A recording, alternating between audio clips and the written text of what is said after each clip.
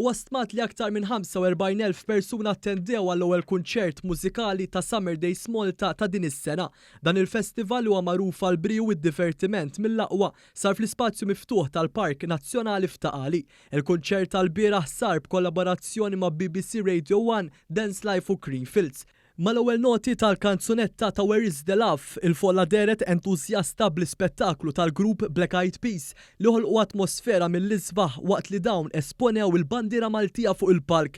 Il-folla mbagħad tlaqet ukoll il-kantanta Svediża Zara Larsson li flimkien maż-żeffina tagħha fuq il-palk spettakolari interpretat il-kanzunetta popolari Ain't My Fault. L-atmosfera f'Taqali komplet tikber permezz ta' Farruko u The Block Europe li anke b'effetti viswali mill-isbaħ komplew isebħu l-atmosfera fis-sajf Malti. Fil-kunċert ħadu semm ukoll artisti lokali bħal Karbi, Ziggy, Poċċi, Emily Langu u Brain It B2B.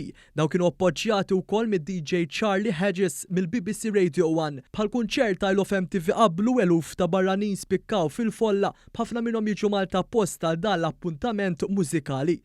Sa dan it-tant nhar il-ġimgħa 18 ta' wissu eluf oħrajn mistenja jgawdu s-serata fl-istess post ma' artisti ekstravaganti Taljani bħal Albertino Fargetta, Molella Prozioso ta' DJ Times, Salmo, Elettra Lamborghini, Fred De Palma u l-istiler ta' disajnijiet Headaway u W.